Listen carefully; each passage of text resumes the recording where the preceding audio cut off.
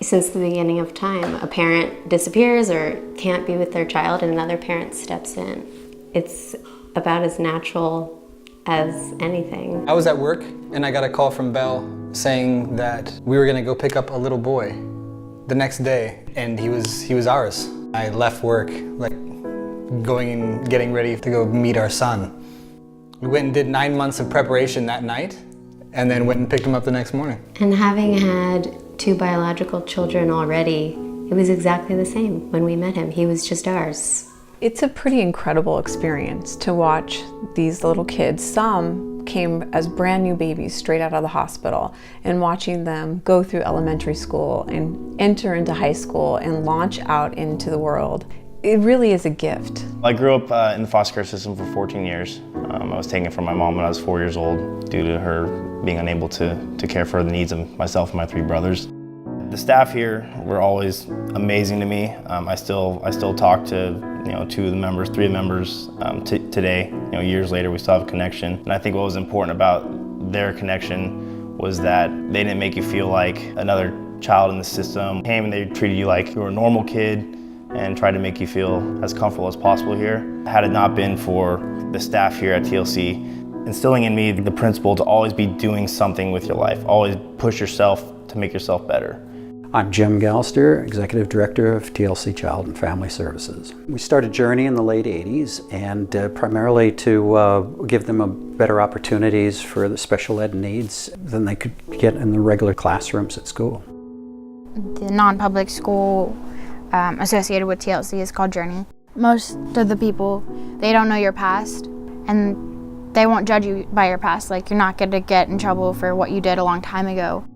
TLC is just like an open place where, you have to gain trust, but they're not gonna force you to be anyone that you don't want to be. I didn't know what it meant to live in a group home. I didn't know what it meant to be in foster care. Even some of the kids here, like, their families don't even accept them, but TLC does.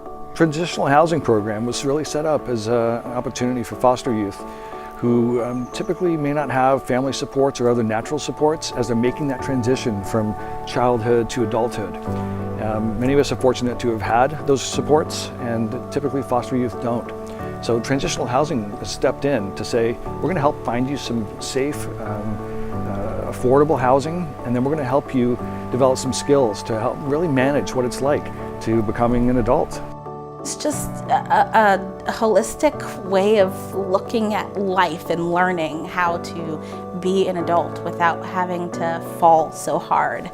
It's like adult life with a safety net. It's perfect. My mom wasn't capable of being the mother that I guess she was at one point. I had to come to the realization that it's time for me to create a life that is worth living my own life. The minute that I got to choose to go into THP, I felt like I had a choice in my life, that I wasn't gonna just succumb to the circumstances around me, but I was actually going to become somebody I wanted to be.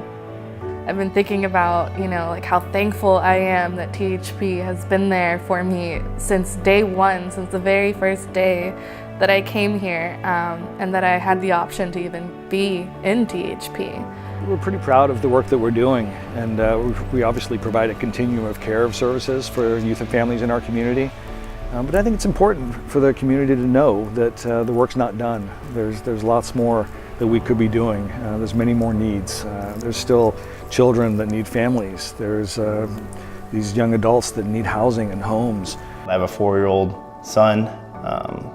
I look at my son right now and I see that he's the same age that I was when my mom gave me up, and I couldn't imagine ever, spending a day without him. I go a 12-hour patrol shift, and I can't wait to come home to my son. I wouldn't have those principles and those morals had it not been for the strong staff here at TLC instilling those morals into me.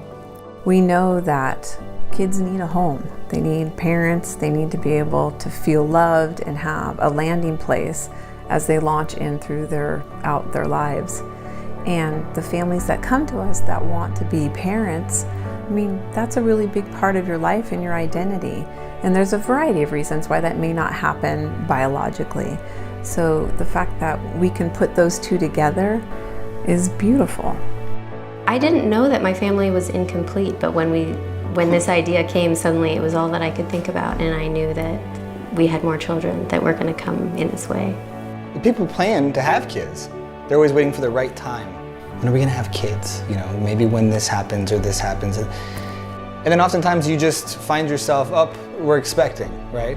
And you make life work because that's the direction your life is headed. But people don't take the same approach to foster care.